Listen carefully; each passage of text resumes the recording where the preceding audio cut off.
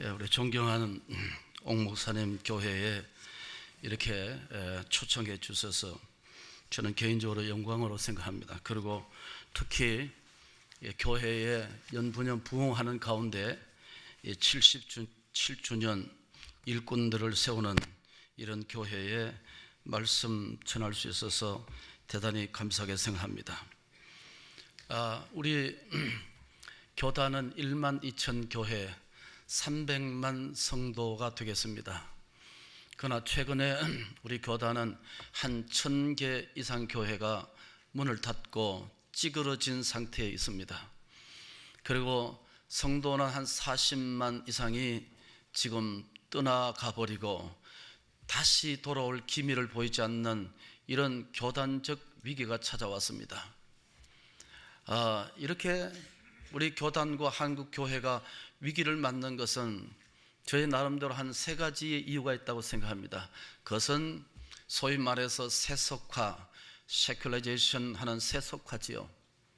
하비캅스가 말한 대로 이 세속화는 반드시 도시화를 이루고 도시화는 교회의 세속화를 이룬다고 말했습니다. 이것이 교회 안에 깊숙이 들어왔어서 오늘 교회가 타락해가는 이런 시점에 와 있다는 것입니다. 두 번째, 우리가 아는 대로 사회학적 용어로 파스트 모더니즘, 그래서 후기 현대주의죠. 이게 모든 종교가 동등하다 그러고 편리와 수월성을 추구하는 이런 것이 들어왔어서 이제는 헌신의 열기가 떨어지고 우리 가슴 속에 거룩함이 떨어지는 이런 종교적 기이한 현상이 오늘 우리 사회 속에 있다는 것입니다. 세 번째 말씀하는 것은 우리가 코로나 팬데믹 19지요. 이것은 교회를 초토화시켰습니다. 예배를 정부에서 방해를 했습니다. 이런 넓은 교회도 10명, 20명, 30명 방해를 했습니다. 이런 것을 통해서 정부에서 만들어낸 것이 무엇이었습니까? 비대면 예배. 이건 예배가 아닌 것입니다. 비대면 예배를 만들어서 우리에게 억제기 시작하고 관리들을 파송해서 교회 예배를 간섭하고 방해했죠. 저는 올간조선 오홀로에 이 부분에 대해 신랄하게 인터뷰를 하고 실은 적이 있습니다. 이런 것들을 통해서 교회가 찌그러들고 쪼그러드는 이런 시점에서 충정교회는 이렇게 부흥하면서 일꾼들을 세운 것은 참으로 영광스러운 일이라 그렇게 생각합니다. 우리 한국 장로교회는 근원적인 측면에서는 칼빈 신학을 따르고 있습니다. 그리고 조직교회로서의 제도적 측면에서는 우리 스코틀랜드의 장로교회를 따르고 있습니다. 그리고 신앙 고백적인 면에서는 웨스트민스터 신앙 고백서에 근거하는 것을 오늘 한국에 있는 장로교회의 뿌리라 그렇게 말할 수 있습니다. 여러분, 근원적인 측면과 조직교회로서 신앙 고백 면에서 이것을 우리 한국 기독교 장로에서 뿌리라 그렇게 말할 수 있습니다. 이런 장로교 제도는 16세기에 종교개혁으로 출발을 했습니다. 유럽에 그 당시에 여러 종교개혁의 운동이 일어났었습니다. 그런데 많은 개혁자들이 일어난 가운데 특히 찌뱅글리나 요한 칼빈에 의해서 세네바를 중심해서 일어난 그런 종교개혁 신학과 정치제도의 기원을 우리 한국 기독교 장로교회는 우리가 따르고 있고 그 기원을 삼고 있다 그렇게 말할 수 있습니다. 제가 왜 이렇게 말하냐 하면은 장로교회 중직자라면은 적어도 우리가 어디서 왔는 것이고 우리의 신학의 노선을 어떻게 추구하고 있는 것을 간략하게 이렇게 서머리하고 있다는 사실을 기억하시면 되겠습니다. 우리 장로교회 제도의 기본은 무엇입니까? 당회와 노회와 총회라. 이것을 우린 치리회라 하는 것입니다. 여러분 여기서 권사가 되시고 집사가 되시고 여러분께서 당회 장로가 되시면 울산에 오든 여러분 어느 교회 가든 그 다음에 저 미국에 있는 우리 교단의 교회가 있는데 거기 가도 역시 장로가 되는 것입니다. 장로가 되셨는데 장로를 그만두시면 무임장로 되죠. 그럼 전국에 어디 가도 무임장로가 되는 것입니다. 이걸 뭐라고 합니까? 치리회 동일체의 원리라고 하는 것입니다. 한 교회 결정은 전국 교회 결정이 되는 것입니다. 오늘 충정교회에서 장로님을 세우시고 집사 권사를 세운 것은 전국의 1만 2천 교회가 동일하게 장로가 된다는 것입니다. 그런 의미에서 장로교회 치리회 동일체의 원리가 된다는 것입니다. 역시 여기서 잘려버리면은 전국에서 잘린 것이 됩니다. 여기에서 치료받으면은 그 가서 장로하면 되지 안 되는 것입니다. 그걸 치료의 동일체 원리라, 이런 것을 좀 알고 있으라, 이런 의미에서 제가 말씀을 드린 것입니다. 그러면 이게 옥성성 목사님을 뭐라고 하냐면은 위임 목사로 하는 것입니다. 하나님이 컬링, 부르셨다, 하나님 직접 부르셨다 하는 위임 목사와, 이제 여러분께서 시무 장로가 되시죠? 그러니까 시무 장로하고 같이 앉아서 우리가 회의체를 만드는데 그걸 간세스터리 당회라고 하는 것입니다. 그러면 장로교는 이 당회 중심으로서 노회나 총회를 구성하게 되는 거죠. 그러니까 어떤 분이 위임 목사냐, 어떤 분이 시무 장로냐 하는 것은 그 교회의 색깔을 규정하는 것입니다. 그 교회의 수준을 가늠할 수 있는 것이고, 어떤 분이 중직자냐 하는 것은 대단히 중요하다, 그런 말씀입니다. 여러분, 오늘 직분을 받으신 분들을 뭐라고 하느냐 하면은 교회에 여러 가지 직분이 있습니다. 첫째는 항존직이 있고 임시직이 있고 이제 준직이 있습니다. 준직이라는 말은 강도사와 목사후생을 준직이라고 그러고, 임시직은 그야말로 1년씩 임명하는 직을 임시직이라 하고, 오늘 여기 있는 분들을 뭐라고 하냐면 항존직이라고 하는 것입니다. 항존직이라는 것은 교회가 존재하는 한 항상 있어야 할 직책을 항존직이라고 하는 것입니다. 자, 왜 그럴까요?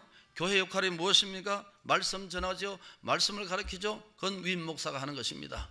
교회를 치리하고 교회를 관리해야 되죠. 이건 뭡니까? 시무장로가 하는 것입니다. 교회를 위해서 이제 재정을 맡고 선교하고 재정을 관리하죠. 그건 시무집사, 안수집사가 아니고 법적으로는 시무집사입니다. 그 다음에 교회를 신방하고 기도하고 그런 것을 누가 하십니까? 권사님, 시무 권사가 하는 거죠. 이게 교회 본질이라고 하는 겁니다. 그 교회 본질을 맡아서 하는 분을 뭐라고 합니까? 중직자라고 하는 것입니다.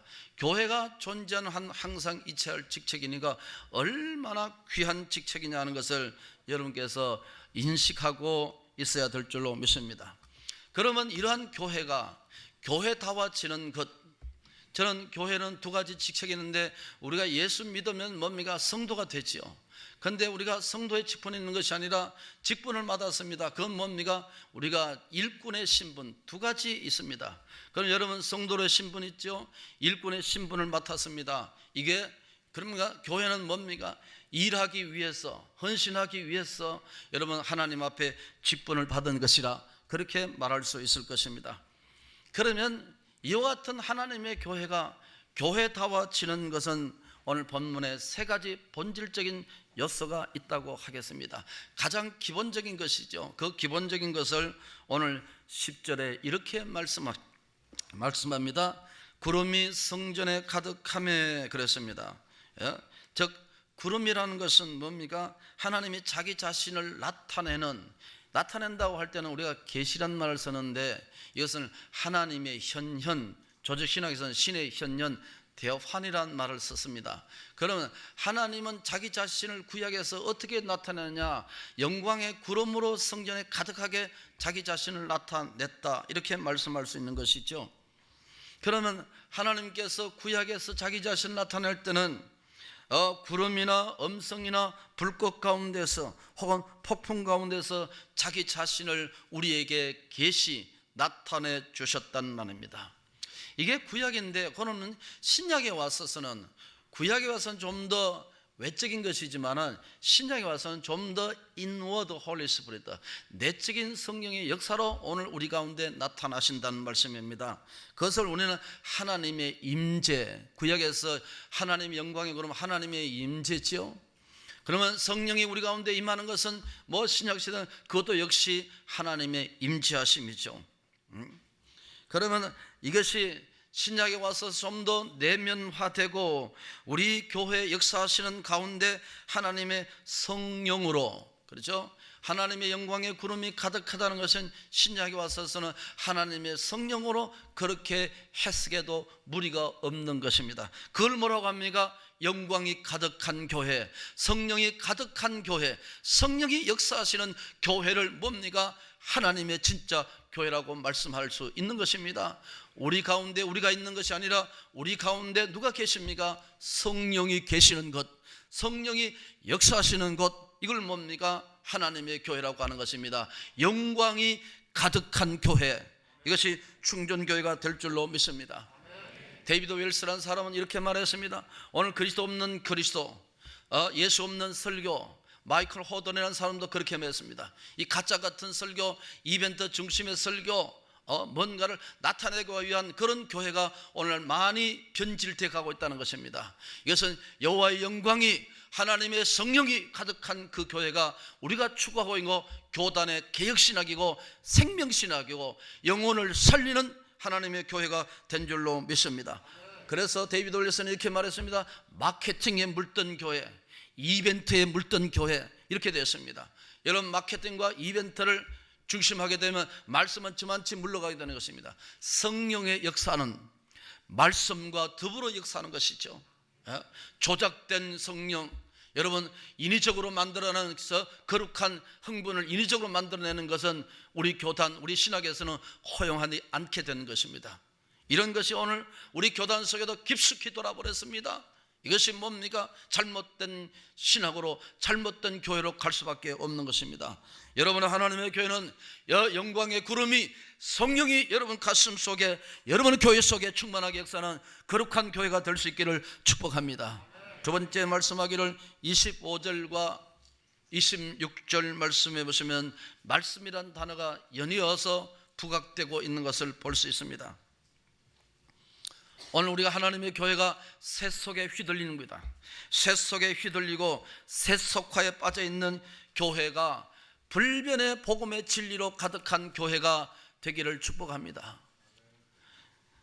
사울 통치 기간에 여호와의 법궤가 20년 동안 기럇 여아림에서 방치되어 있다가 다윗이 왕이 된 후에 여호와의 궤가 예루살렘에서 들어올 때에 다윗 왕은 길거리에 나가서서 그 법궤가 들어온 것을 보며 춤을 추며 환호성을 질렀습니다.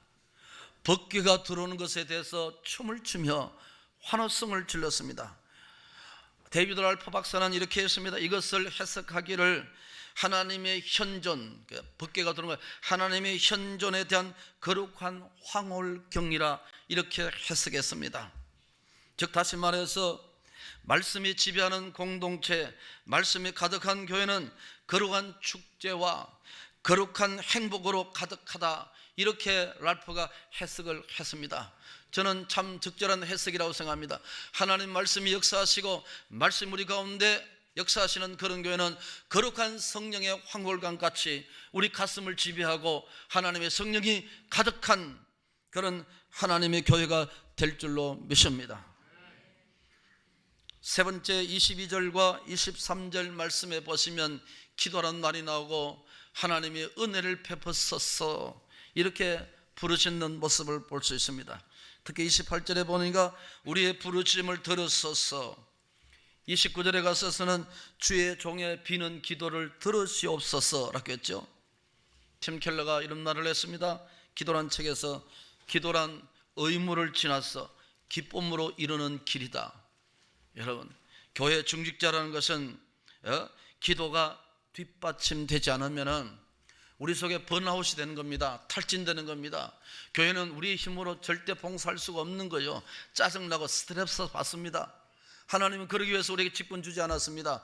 끊임없이 하나님의 은혜가 공급되지 않고 우리가 끊임없이 하나님 앞에 은혜가 내 가슴을 지배하지 않으면 우리가 중직이라는 것이 그야말로 무거워서 우리가 쓰러질 수밖에 없는 것입니다. 시험 들 수밖에 없는단 말이죠. 그러나 우리가 기도 없는 헌신은 위험한 것입니다. 기도 없는 헌신은 가짜가 될 수밖에 없는다. 여러분, 그래서 기독교는 기도교가 되는 것입니다. 그래서 내 집은 만민이 기도하는 집이라. 기도하는 것이 다른 데 있는 것이 아닙니다. 이것이 기도하는 집이고 이것이 울수고 이것이 우리가 웃고 이것이 하나님 앞에 엎드리는 거룩한 공간이 되는 것입니다. 그럴 때 하나님의 영광이 가득한 교회가 될 줄로 믿습니다. 여러분, 메틀리가 이렇게 말했죠. 하나님께서 자기 백성에게 큰 자비를 베풀고자 하실 때는 가장 먼저 백성에게 기도 훈련을 시킨다, 그렇게 말했습니다. 기도 많이 한 교회가 되기를 축복합니다. 그래서 여호와 영광이 가득한 하나님의 교회가 되기를 축복합니다. 여러분 BTS 알죠? 뉴욕에서 공연을 몇 번 했죠? 그런데 그 사람들은 다 아미들인데 한국말을 못한 사람들입니다. 그런데 BTS 노래를 따라 했죠? 그걸 뭐라고 합니까? 떼창이라고 하지 않습니까? 저는 그걸 보고 참 감격스럽기도 하고 시험 들었습니다. 저 젊은이들 속에 저 젊은이들이 하나님의 교회에 와서서 예수의 이름을 따라 부르고 예수의 말씀을 따라 부르고 거룩하게 울면서 찬송 부르면 어떡하? 얼마나 좋을까? 여러분의 교회는 거룩한 떼창같이 이곳저곳에서 이 빌딩 전체마다 울면서 기도하고 하나님의 거룩을 떼창할 수 있는 거룩한 역사가 있기를 축복합니다. 잠실 학생체육관에서 BTS가 공연을 했죠. 그때 마이크 갖다 대니까 그 여자아이가 뭐라고 했습니까? 너무너무 BTS를 사모합니다. BTS를 사모합니다. 야, 저 여자아이가 우리 주님을 사모합니다 그러면 얼마나 좋을까?